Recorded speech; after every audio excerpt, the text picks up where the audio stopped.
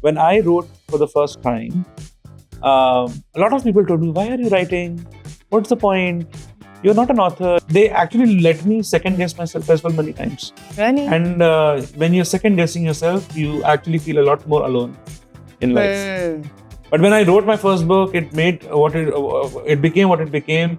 Now I start getting external validation as well, and TEDx was one of the external validation. Absolutely, yes. So again, when it comes to purpose of life, you need to manage a lot of entropy and a lot of randomness around you for you to understand what is your purpose. It is up to you. How do you want to design it? It's your story, how you want to tell it to the world.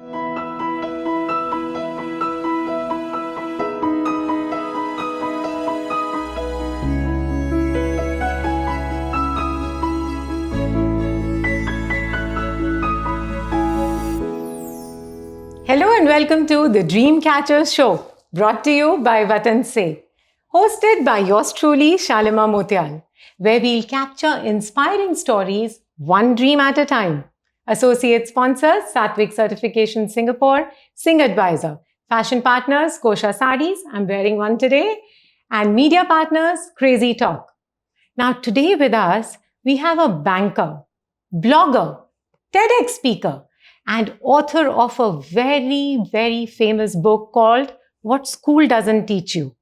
He's actually an engineer by education, banker by profession, and writer by passion. Let me introduce to you Nihit Mohan. Welcome to the show, Nihit. Thank you. Thank you, Shalima. Most welcome. What lovely stuff. TEDx speaker and all. We're delighted to have you here. Let's start with what school doesn't teach you. So the primary aspect was not to write a book, to be fair. Okay. I was happy writing blogs as well. And one day after reading a couple of blogs, one of my friend nudged me, why don't you think of writing a book? And I laughed at him. A book requires a lot of effort, time. But few months later, like 2 or 3 months later, why not? Why should I not give it a try? Right. And what if it completes? And I started writing. I have a habit of writing from the middle. I don't write from the start or the end. I write from the middle. That's interesting. And the good thing about writing from the middle was, the reason why I write from middle is, it's very easy. If at all I fail in my conquest, like I have failed with my second book, I will be capable enough to convert that into a blog. Interesting. So how did the title come about? So I started writing chapter by chapter, and then when I finished almost like 8-9 chapters and I was looking for a good title, I thought a mentor would be a good title, but then I wanted something catchy. I was speaking to a lot of people, and they also said that you should have a name of the book which jumps out of shelves. Right. And that's when I thought, what don't you learn in school? What don't you learn anything in school? But then that title was taken by another author, an Australian author. And that's when I think I stumbled upon this title, What School Doesn't Teach You. Okay. And that's how the title came about. Lovely. And so tell our audiences, what is school not teaching us? There are a lot of things which school doesn't teach you. Okay. Like one of the chapters which talks about is managing failures. In school, people are scared of failing. But then if you don't fail, how would you succeed in life? And that is something which I've covered in my book. Brilliant. Managing failure is one of my favorite chapters because we fail more often than we succeed. Right. And that is the reason why I think we need to teach our kids, or teach anyone for that matter, how do you manage failures? It's lovely that you brought up this chapter, because I feel, even as adults, it's very difficult sometimes to accept failures. And then I've been interviewing a lot of entrepreneurs who have seen failures, and they are the ones then who've come out and made a success of themselves. Somehow in this generation, I feel the younger students are given certificate of participation, for crying out loud, because forget them, their parents are not okay with failure. Right? So it's a very interesting subject that you've covered. So what are the mantras that you've covered under this chapter for accepting failure? I think one is to have a clout around you, which will always keep you motivated. Okay. And then never treat failure as the end. It's actually a beginning of a journey. You will always get another chance if you ask for it. Generally, what happens is people accept failure and then move on, and they don't look at it again. Right. Like I've known many people who have failed at careers, and they don't want to go back to that career. People feel shameful when they go back Like, for example, when I was in class 8, two of my friends failed in school, and then they changed schools. The reason why? Because they could not face that their own friends are now in class 9th and they're still in 8th. And that because of that shame, a lot of initiatives go waste. A lot of things which you want to do, you're not able to do. Like, for example, there are people who want to, I wish I had pursued painting, I would have been good at it. But what if I failed? But what if I don't make it? That also is one of the feelings because of which a lot of people don't try what they want to try in their life. Right, and they wouldn't know. And they regret in old age that I should have done that. That's the crux of the whole chapter, which talks about that. Don't be shameful about a failure. It's fine. We all fail every day, be it any field. We see, you look at economy, that also fails. You look at students, fails. Look at actors, actresses, look at entrepreneurs, look at ministers, politicians. Everybody fails. It's just that how you accept that failure and move on.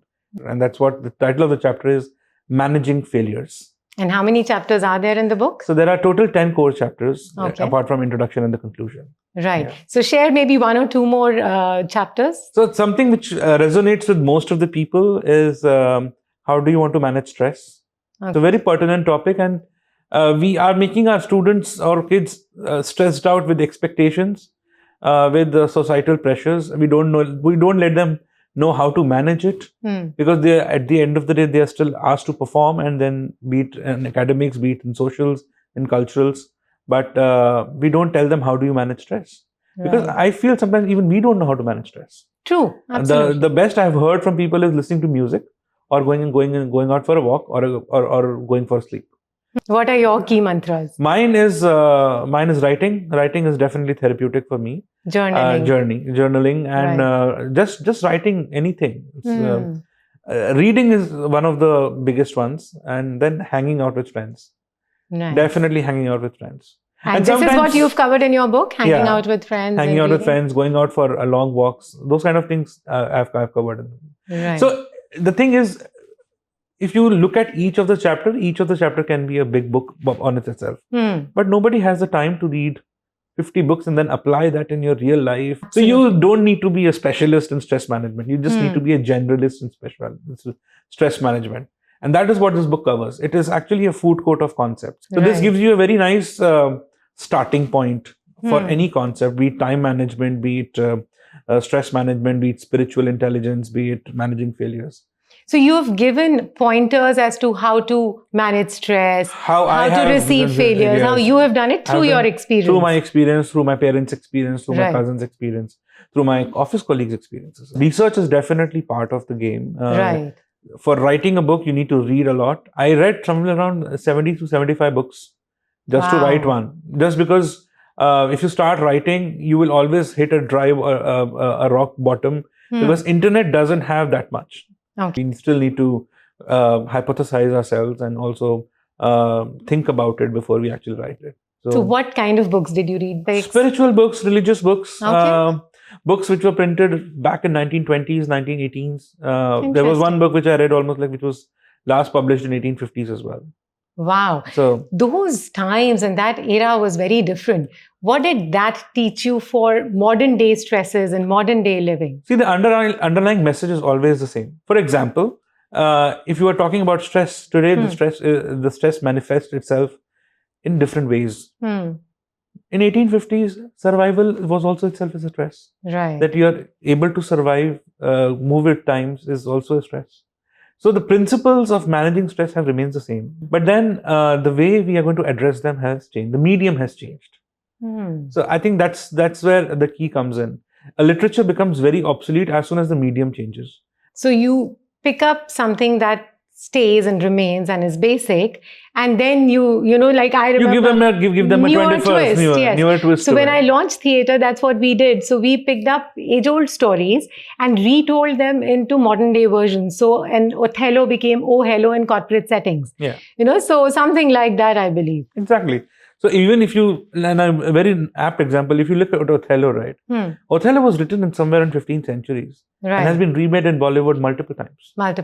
In multiple facets with multiple characters and multiple actors. So the underlying message is still the same. It's just the medium has changed. Right. And who do you think is your target audience? Is it the students studying in school, their parents, the grandparents, or anyone and everyone? Anyone and everyone, anybody who can read.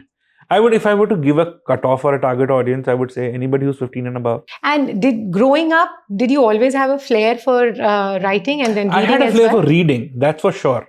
Okay. I definitely had a flair for reading.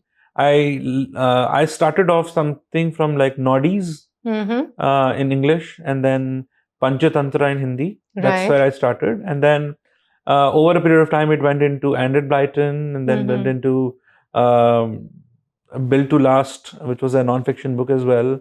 And then since then, free economics, stuff like that. So I left fiction a long back in school itself, but I've been reading non-fiction for a long time. That's interesting because that switch happens, I think, at a later age. For me, I barely got time to read because I was working. And whenever I found the time, reading fiction seemed like such a waste of time. So I would always read non-fiction, that, self-help books that's going to help me in my career or things like that. So I feel that switch happens when you're busy and you have limited time, right? For me, it happened at the age of 16. So I read a book which is one of my favorite books. It's called Built to Last. Okay. It is actually a PhD thesis of 2 MIT engineers. It was such a nice, pleasant non-fiction read. And I've told myself, if I were to ever write something in my life, I would write something like of this quality. So give us a gist. What is it about? So it's about, it analyzes various multinational companies for how good they are in terms of what they are doing.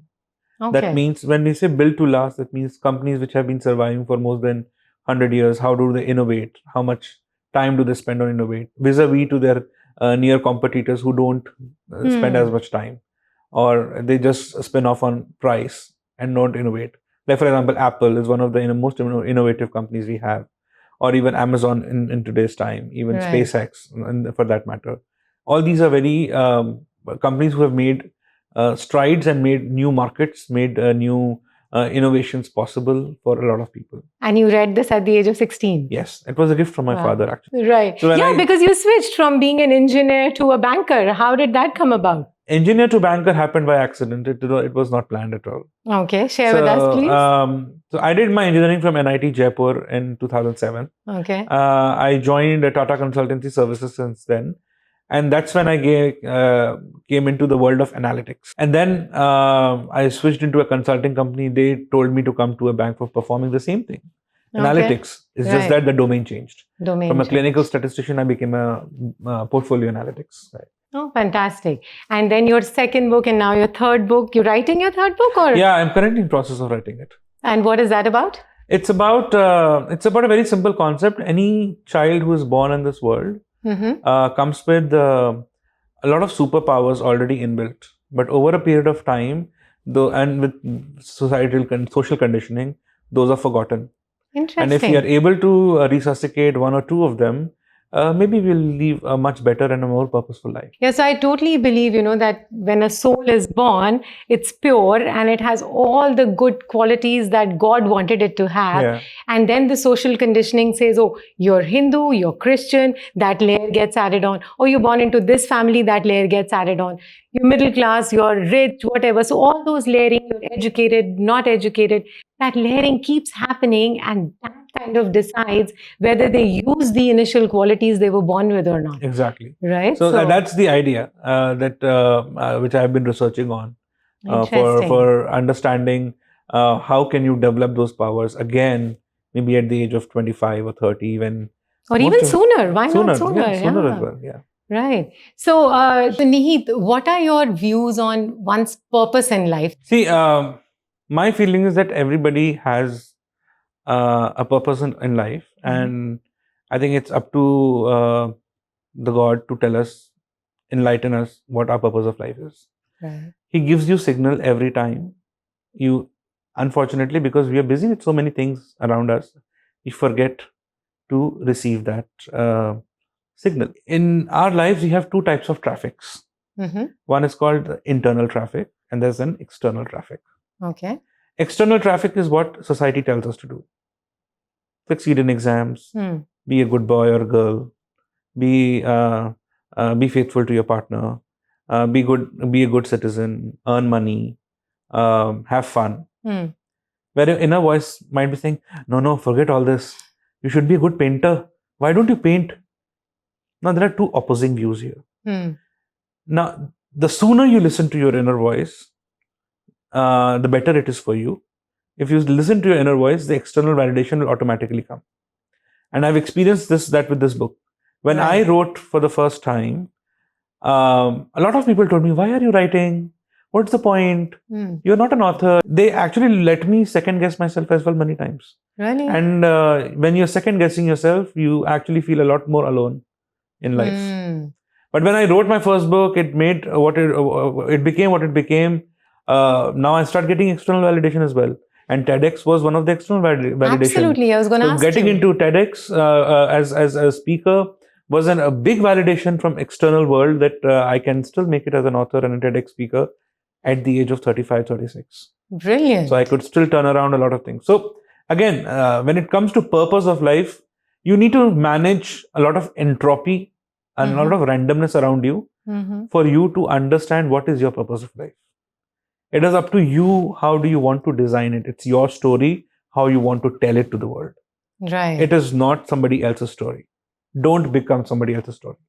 Beautiful. Actually, it's lovely you say that, because when I launched Dreamcatchers, I was discussing that this is such a new idea. People will not understand. And so I was discussing it with Himanshu, my husband, and he said, the idea is out there in the universe. It depends on how many people will catch it. So if you want to catch it, just catch it and let's go with it. So that self-doubt was then like, okay, let me give it a shot. And sure enough, a year later, I heard of similar platform in the US. And I was like, okay, maybe this idea came to them as well, and they caught it and they made whatever they had to of it, and I did whatever I had to. And tell me something, do you also believe that that also changes? Like your purpose, what you thought was at 30 is different to what it is at 40, and so on and so forth? It can change. I would not deny to that fact, because life is about experimentation. You need to experiment to reach to the summit of your life. But if you don't even experiment, how would you start that journey? Right. So it's better that you experiment and fail and then see what you want to do. What more can you do? So, like for example, I just messaged one of the painters in Singapore that I want to pursue painting again after 30 years. I left painting when I was 12. Oh, lovely. Yeah. So let's see how that So what's goes. your favorite quote? So my favorite quote would be, which my father told me when I was starting my work back in 2008. He told me, either love what you do or do what you love. And that's what exactly you're doing. So right now I'm doing what I love. Right. But when I started, I was doing I was loving what I was doing. Might not be my passion, but I was still enjoying what I was doing. So that brings me to my next question. What are you passionate about? Arts definitely is one of them. I like collecting paintings. I was doing paintings myself at some point in time. So collecting art is definitely one of the passions. Writing is also therapeutic for me. And if I have thoughts in my mind and I don't get to write, I get frustrated. I get angry as well. That I'm not getting the time because something or the other gets blocking my way. That's the, like for example, if I was playing with my son in the play area with him, and I thought of some idea, I quickly want to write it down so that before I forget it. Right. So I generally use my phone for that, and I use my phone for maximum for that. But just quickly write it before you forget it. Absolutely, yeah. absolutely. So I think that's one habit which I've picked up from my father as well. So he also does the same thing. If he has a good idea, he has to. If he has something good to remember, he will probably write it so he can come back to it later if he wants to. Therapeutic, because whatever thoughts are going on in your head, it's out on the paper now. Yeah. Good, bad, ugly, whatever then you're clear again, right? So how many times did you get a writer's block when you wrote your first book? I did not get a writer's block, I would say. Writer's block generally is felt by a lot of fiction writers because they don't know where to take the story next to. Right. Do they want to climax? Do they want to anti-climax? So writer's block is something which I feel a lot of fiction writers feel. For non-fiction writers, it is experience. If you have not experienced something and you want to go write about it, I think that's when you get stuck.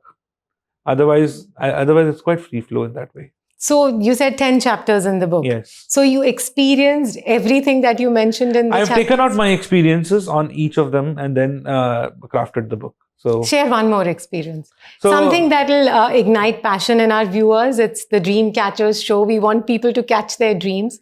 I'll just mention a very small episode which happened Sure. when I was in class 6th. So back in India, when we were studying, we had like 5 subjects, and Hindi was one of them as a Right. language. And there was this essay writing part which used to happen. So my mother, being a good mother, she taught me the whole essay and made sure that you write the whole essay. Hmm. And what I did was I took the exam, I just wrote the essay and came back home. I did not attempt the entire paper. Oh no. So now, so I failed, definitely I failed, because I just scored like 8 marks out of 40 marks. And the teacher called my parents, and I was in front of my principals.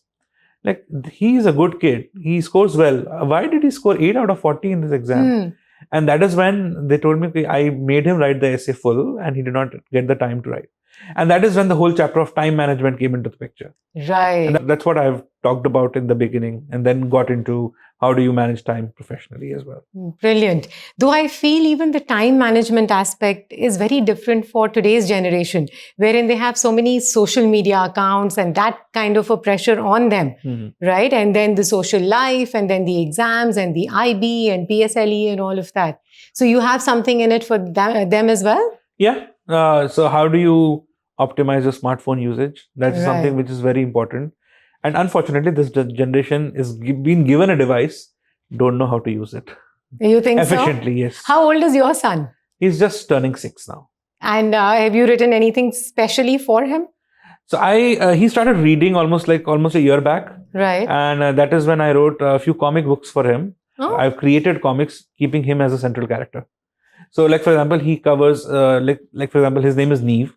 Let's say Neve goes to the mall. Now, what does he do in the mall? Generally, what he does in the mall is go have a cake from a coffee shop, then go to a toy store, and then come buy a gift for himself, and then come back home. That's a typical mall experience for him right now. So I've made that as a comic so that he can learn Interesting. communicating as well from it.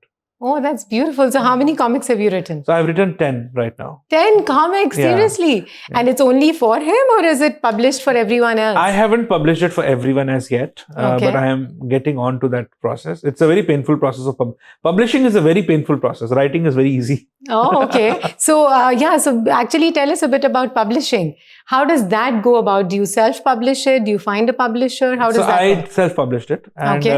of course with a self-publishing with a publisher as well. Mhm. So they did support me in terms of proofreading it, making some grammatical changes, making few paragraphs go here up and above, or reordering Right, those kind right. of things. I had my own graphics in it, and then they finally typesetted it, made the book cover, and then book Right. cover was one of the most painful experiences. Really? Yeah, because Has to be catchy. I got like 12 options for Oh, book no. covers, and then how do you decide? And then putting a cover is putting a packaging to your product. And it, unfortunately or fortunately, you say we always say don't judge a book by its cover, Right, but yes. it gets judged by the cover. When I go and buy, I look at cover first, then the content, Right. unless somebody has recommended. And then how did the marketing go about it? So I've sold almost 3,000 copies till now. Oh, fantastic. Over last 3 years, and I published in July 2021, so 2.5 years to be Right. fair, and it has been quite well. It has organically picked up Okay. from the market. So recently, I think it was on self-help for success category. It was at 300 rank in Amazon. Oh, Worldwide, yeah. nice. Very Yeah. nice. So what are your future plans? Future plan, definitely writing is definitely one of the things which I want to pursue. The other thing is we have recently launched a content studio called Cadmus Brothers. Okay. We are now in process of writing a couple of things for Netflix and Amazon Prime. So we have our own stories which we are pitching to Netflix and Amazon Prime, and let's see how that goes. We wish you all the best for that. Thank you. It has been liked by various actors and actresses already. So let's see. We are also now in the phase of finalizing how the structure would look like in terms of putting it on big screen. Right. So is it like series or is it a film? So right now it's a motion picture. Motion picture. Motion picture. And it's written and complete and you've submitted. Screenplay is done. Oh, wow. We are now looking at casting, and once that happens, then maybe financing.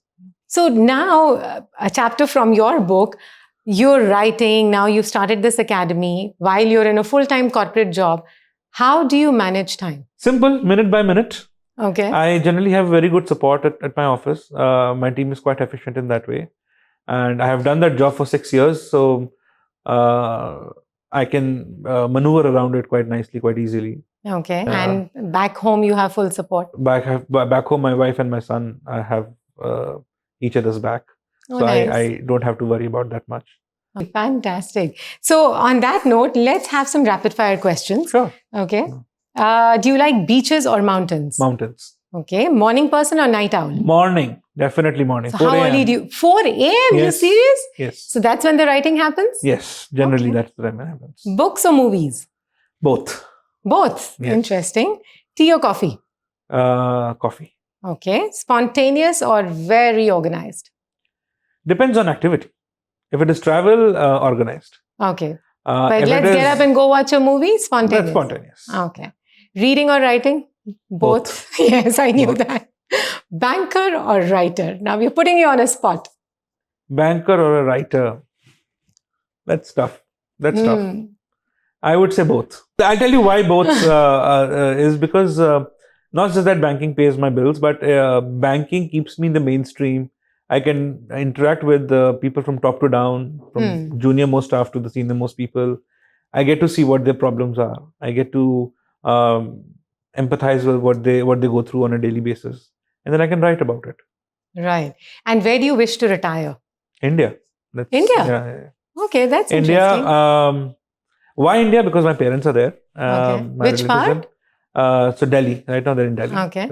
Young people out there who have chosen one path, like you started with engineering, became a banker, very well-known author, and you're still discovering yourself, right? So what message would you like to give to audience who are still indecisive about what they want to do in life? If you are indecisive, don't think it is a bad start. It is a good start. Everybody in the world is indecisive, be it celebrities, be it actors, politicians, anybody who look up to, even your parents, they were indecisive and to have you or not in that way.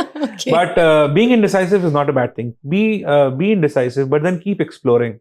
Right. Keep experimenting, keep exploring, and keep experiencing. The 3 X's, experimenting, exploring, and experiencing. You will definitely stumble upon something which is purposeful for you, which makes you spiritually happy. I'm not saying physically happy. Spiritually happy is the one which you should be focused on.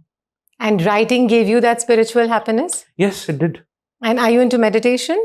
Yes, I have been meditating for almost 20 years now. Yeah. Oh, wow. And I don't have a very great process, by the way. Let's not glamorize meditating. Okay. It is as simple as that. Getting up early in the morning, let's say 4 a.m. after clearing up your nature calls, just sitting down on a sofa for 15 minutes, not thinking about anything. So it is not a very glamorous thing to see me meditating. I'm just 15 minutes sitting, doing nothing. Right. And then does the creative process work better after that? Definitely, yes. Without disturbances, it is actually much more faster and much more better. And that's the reason why morning I have selected. But yeah, after meditation, it calms you down. It calms your mental forces down. You can see a lot more things clearly. Right. Okay. What message would you give to your 20-year-old self? Things will get better. Okay. I like Don't worry. Don't worry. Be happy. Things will get better. The Dreamcatchers show is sponsored by Vatan Se. So we have arranged some very yummy kebabs for you. So please eat those before you leave. And thanks so much for coming. It was really a pleasure having you here. Thank you. Audiences, I'm sure you enjoyed this episode a lot. So please subscribe to the YouTube channel of Dreamcatchers and all other social media platforms. Follow us and do leave us a comment on what you gained from this interview. What did you like about it? Please do follow Nihit Mohan as well. Go grab his book, What School Doesn't Teach You. Trust me, you'll learn a lot of new things. I'm going to grab this book right now and finish reading it by tonight. Yeah, so you must do that as well. Thank you so much for watching. Let's have some kebabs. Sure. Yeah? Quite nice actually. It is, Yeah, right? right, right.